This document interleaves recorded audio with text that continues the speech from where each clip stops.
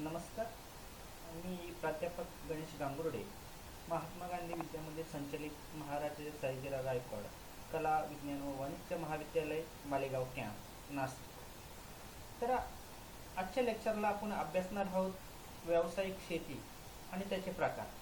प्रथमतः आपण अभ्यासले का सर्वसाधारणपणे उदरनिर्वाह शेती आणि त्या उदरनिर्वाह शेतीचे एकूण प्रकार: स्थलांतरित शेती, कोरडवाहू शेती आणि सखोल उदरनिर्वाह शेती.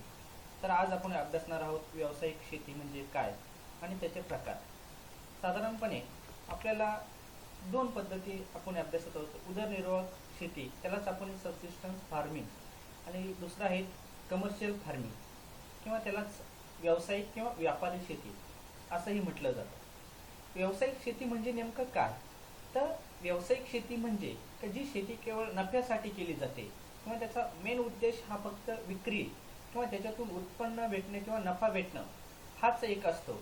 अशी जी पिकं ज्या शेतीमध्ये केली जातात किंवा घेतली जात असतात त्या शेतीला साधारणपणे व्यावसायिक शेती किंवा व्यापारी शेती म्हणून ओळखली जाते.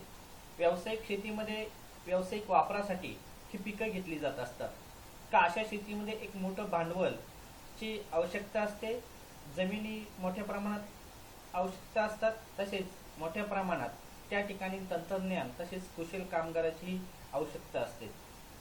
बहुतेक ही शेती मशीनद्वारे मोठ्या प्रमाणात केली जात असते. ज्यावेळेस आपण जगाचा विचार करतो तर जगाच्या तुलनेमध्ये आजही आपण प्रगत देशांमध्ये अमेरिका असेल, युरोपियन कंट्रीमध्ये असेल, जपान असेल किंवा ऑस्ट्रेलियामध्ये असेल, अशा प्रगत राष्ट्रांमध्ये मोठमोठे जमिनीचे तुकडे हे मशिनरीद्वारे ही शेती ही उपलब्ध केली जाते. आणि म्हणूनच त्यालाच ब्राझील सारखा जो देश आहे तर ज्या ठिकाणी ज्याला आपण सर्वसाधारणपणे ऊसाचं उत्पादन हे जगामध्ये सर्वात जास्त असतं, अशा ठिकाणी त्या प्रकारची शेती ती मोठी प्रमाणात केली जात असते. आणि या प्रकारची अर्थव्यवस्था विकसित करण्यासाठी या शेतीची महत्त्वाची भूमिका ही प्रत्येक देशाच्या अर्थव्यवस्थेमध्ये ठरत असते. तर व्यावसायिक आणि किंवा व्यापारी शेतीचे प्रकार साधारणपणे जर आपण बघितलं तर 7 प्रकारामध्ये ही शेती विभागली जाते किंवा 7 प्रकारामध्ये ही व्यापारी किंवा व्यावसायिक शेती ही केली जात असते. एक मिश्र शेती, दुसरं आहे त्याला मिक्स फार्मिंग असेही म्हणतात. 2 फलोत्पादन किंवा ट्रक शेती, त्याला हॉर्टिकल्चर किंवा ट्रक फार्मिंग म्हणून ओळखलं जातं. तिसरे आहे सामुदायिक शेती, कम्युनिटी फार्मिंग. चौथा आहे दुग्धशाळा, त्याला डेअरी फार्मिंग म्हणून ओळखलं जातं. धान्य शेती, त्याला ग्रेन फार्मिंग. 6वी आहे वृक्षारोपण शेती, त्याला प्लॅनेटेशन फार्मिंग म्हणून ओळखलं जातं. आणि शेवट आहे पशुधन पालन किंवा त्याला लाईव्हस्टॉक फार्मिंग म्हणून ओळखलं जातं. तर आपण इथं हे चित्र जर बघत असाल तर आपल्याला व्यावसायिक शेती ही साधारणपणे आपल्या नाशिक जिल्ह्यातील लोणवाडीचा हा एक फोटो आहे. या ठिकाणी आपण बघू शकतो का व्यावसायिक द्राक्ष बागाची शेती ही तिथं एक कमर्शियल फार्मिंग म्हणून केली जात असते. तसंच पालखेडचा हा एक इमेज आहे. तर या ठिकाणी आपल्याला दिसून येते का व्यावसायिक शेतीमध्ये कसे मोठमोठे द्राक्ष बाग हे त्याचा मेन उद्देश हा व्यावसायिक शेती किंवा कमर्शियल शेती म्हणून केला जात असतो. तसेच मका असेल किंवा कांदा पीक असेल त्याच्याला कॅश क्रॉप म्हणून आपण ओळखलं जातो. हे जे कॅश क्रॉप आहेत हे साधारणपणे याचं प्रमाण आपल्याला दिवसेंदिवस वाढताना हे दिसत आहे. तर या पद्धतीची व्यावसायिक किंवा व्यापारी शेती ही केली जात असते. साधारणपणे व्यावसायिक किंवा व्यापारी शेतीचे वैशिष्ट्ये काय तर आपण बघूया. सर्वात महत्त्वाचं मोठ्या प्रमाणात उत्पादन हे या प्रकारच्या शेतीमधून हे शेतकऱ्यांना मिळत असतं.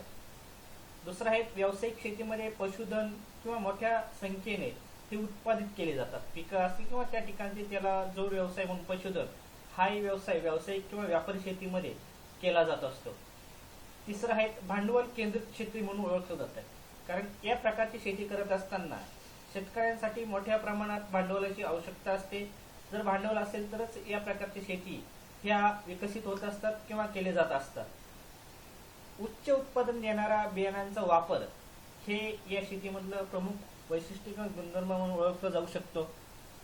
तसेच अवजड यंत्रसामग्री आणि मानवी कामगार या शेतीसाठी मोठ्या प्रमाणात त्याची गरज असते आणि जास्तीत जास्त मशीनद्वारे किंवा यंत्रसामुग्रीद्वारे या प्रकारची शेती ही केली जात असते.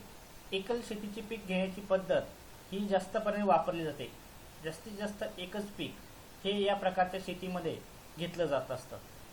या प्रकारच्या शेतीमध्ये मोठ्या प्रमाणात आपल्याला हेक्टर क्षेत्राची लागवड ही केली जात असते.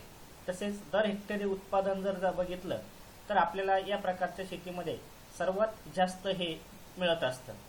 प्रचंड भांडवल, गुंतवणूक आणि पैशाचा समावेश या शेतीमध्ये केला जात असतो आणि म्हणूनच या शेतावर काम केलेल्या कामगारांचा समावेश केला जात असतो.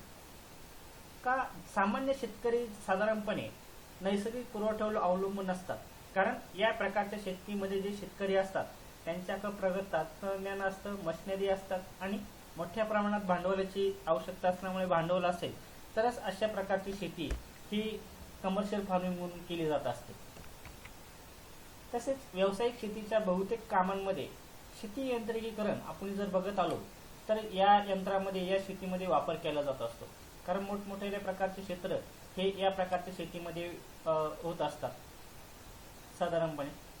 आणि त्याच्यामुळेच जे कामगार असतात त्या कामगारांचं कुशल आणि एक हुशार कामगार म्हणून या जास्तीत जास्त प्रमाणात कमी कष्ट आणि जास्तीत जास्त उत्पादन हे या शेतीमध्ये केलं जात असतं.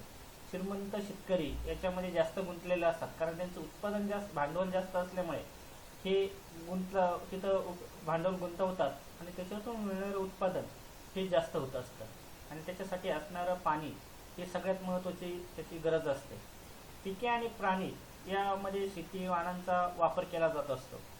तसेच सिंचनाचे नवनवीन ज्या पद्धती आल्या असतात, ठिबक सिंचन किंवा इतर प्रकारचे सिंचन जे असतात त्या सिंचनाचा वापर या प्रकारच्या शेतीमध्ये केला जात असतो आणि म्हणूनच उच्च भांडवलाच्या गुंतवणुकीमुळे नफा असेल किंवा संतुलन राखण्याच्या उद्देशाने यामध्ये दररोज नोंदी ह्या ठेवल्या जात असतात आणि म्हणून बहुतेकदा व्यावसायिक शेतीत बरीच खते, कीटकनाशक यासारखे कृषी रसायनाचा किंवा फर्टिलायझर्स जे असतात त्याचा जास्तीत जास्त हा वापर केला जात असतो.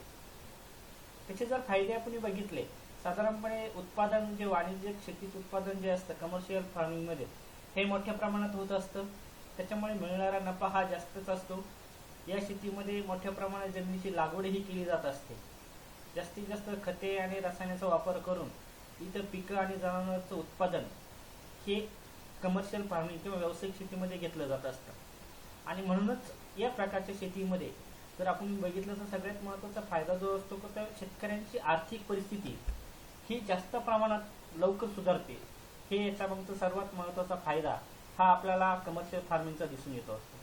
तसेच वेगवेगळ्या प्रकारचे संशोधन कार्य सुद्धा या प्रकारच्या शेतीमध्ये हे केले जात असतात आणि म्हणूनच स्वस्त उत्पादनाची तरतूद किंवा पशुधन असेल किंवा पिकांच्या मोठ्या प्रमाणात उत्पादनाचा परिणाम व उत्पादनाच्या विक्री किमती जे असतात त्या सहसा अत्यंत कमी आणि परवडणाऱ्या असतात आणि म्हणून सर्वसाधारणपणे सामान्य गुणवत्तेत खूपच जास्तीत जास्त फायदा हा या शेतीचा घेतला जात असतो. जसे फायदे आहेत तसे तोटे पण या प्रकारच्या शेतीमध्ये आपल्याला दिसून येत असतात. तर त्याला डिसएडव्हान्टेज ऑफ कमर्शियल फार्मिंग जर आपण पहिल्यांदा बघितलं का नैसर्गिक जंगलांचा नाश या शेतीमुळे आपल्याला मोठ्या प्रमाणात होताना दिसून येते. कारण आज रोजी जर आपण बघितलं तर मोठमोठे डोंगर किंवा फॉरेस्ट एरिया तिथे नायनाट करून किंवा लेवलिंग करून त्या ठिकाणी मोठमोठ्या शेती ह्या डेव्हलप केल्या जात आहेत आणि अशा वेळेस सर्वसाधारणपणे आपली जी इकोसिस्टम असेल किंवा बायोडायव्हर्सिटी असेल त्याला साहजिकच धोका या शेतीमुळे तयार होताना आपल्याला बघतोय. तसेच मोठ्या प्रमाणात उपलब्ध असणारी जी जमीन तिथं उपलब्ध नाहीत, कारण जमिनीचं क्षेत्र हे दिवसेंदिवस कमी होताना आपल्याला दिसून येत आहे. तसेच काही पिकांचं प्रमाण हे नाशवंत असतं. नाशवंत असल्यामुळे जो शेतकरी एवढं भांडवल खर्च करून शेती जी करत असतो तर ज्याच्यामुळे आपल्याला ती शेती परवडत नाही. पर्यावरणाला धोका जो आपण म्हणतो हा सर्वसाधारणपणे जास्तीत जास्त धोका या शेतीमुळे आपल्याला तयार होत असतो. पुरेशा सरकारी पाठबळ या शेतीमध्ये नसतं. सर्वसाधारणपणे सरकारांच्या ज्या योजना असतील किंवा सरकारांचे जे धोरणं असतात हे पूर्णपणे प्रतिकूल असतात. फॉर एक्झाम्पल उदाहरणार्थ जर आपण बघितलं एका प्रगत प्रदेशामध्ये सरकारचा तो नियम प्रतिकूल धोरण आणि तेच आपण जर बघितलं तर एक दुष्काळी भागामध्ये ते धोरण त्या शेतकऱ्यांना लागू पडत नाही आणि म्हणूनच असे काही जे धोरणं असतात सरकारांचे प्रतिकूल धोरणं, का त्या धोरणामुळे आपल्याला या प्रकारचं शेतीमध्ये हा आपल्याला तोटा हा शेतकऱ्यांना जाणवत असतो. आणि तसेच पिके किंवा जनावरांच्या सुधारित जातींचा अपुरा पुरवठा सुद्धा या प्रकारच्या शेतीमध्ये आपल्याला दिसून येतो असतो. उच्च भांडवल गुंतवणूक ही सगळ्यात महत्त्वाची गरज असते. का जे गरीब शेतकरी असतात त्या गरीब शेतकऱ्यांना सर्वसाधारणपणे भांडवल नसतं, आणि भांडवल नसल्यामुळे त्या प्रकारची शेती किंवा त्या प्रकारचे जे पिकं असतात ते पिकं ते आपल्या शेतात घेऊ शकत नाही. अपुरा कुशल मनुष्यबळ. फक्त एक पारंपरिक पद्धतीने शेती करण्याचा जो प्रकार अजूनही आपल्या देशामध्ये आपल्या भारतामध्ये या प्रकारचा शेती करण्याची पद्धत ही तेच पारंपरिक पद्धतीने शेती ही केली जात असते. वडिलोपार्जित जी शेती असते ती शेती करण्याचं मोठ्या प्रमाण आजही आपल्याला दिसून येत असतं, आणि म्हणूनच मोठ्या प्रमाणात शेतकऱ्यांचं विस्थापन आपल्याला दिसून येत असतं. जर आपण जगाच्या दृष्टिकोनातून जागतिक वितरण जर बघितलं आपण, तर आपल्याला सर्वसाधारणपणे कमर्शियल फार्मिंगमध्ये जर आपण विचार केला, प्रगत राष्ट्र किंवा इथं अमेरिकेचा हा जो काही भाग जो आहे इथं असेल किंवा आपल्याला ब्राझीलचा काही जो प्रदेश आहे या ठिकाणी आपल्याला मोठ्या प्रमाणात सर्वसाधारणपणे हा कमर्शियल फार्मिंग व्यावसायिक शेती ही प्रगती दिसून येते. का ज्याच्या तुलनेत आपण भारतामध्ये त्याचं प्रमाण आपल्याला खूपच नगण्य हे प्रमाण दिसून येतं.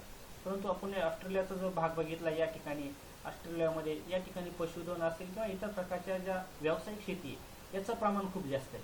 तसेच दक्षिण अमेरिकेमध्ये सुद्धा आपल्याला या ठिकाणी ते जे प्रमाण आहे हे खूप मोठ्या प्रमाणात व्यावसायिक किंवा व्यापारी शेतीचं हे दिसून येत असतं. तसेच उत्तर अमेरिकेमध्ये सुद्धा आपल्याला मोठ्या प्रमाणात इथं धान्य शेती जर आपण बघितलं तर या ठिकाणचा हा कमर्शियल ग्रेन म्हणजेच धान्य शेतीचा जो प्रकार आहे व्यापारी धान्य शेती ही मोठ्या प्रमाणात ही केली जात असते. तर अशा प्रमाणे आपल्याला जागतिक वितरण हे आपल्याला व्यावसायिक शेतीचं इथं सांगता येऊ शकतं. तर त्याचे जे प्रकार पडलेले आहेत तर ते व्यावसायिक शेतीचे प्रकार हे आपण पुढच्या लेक्चरला अभ्यासणार आहोत. तर save the tree, save the earth. Thank you.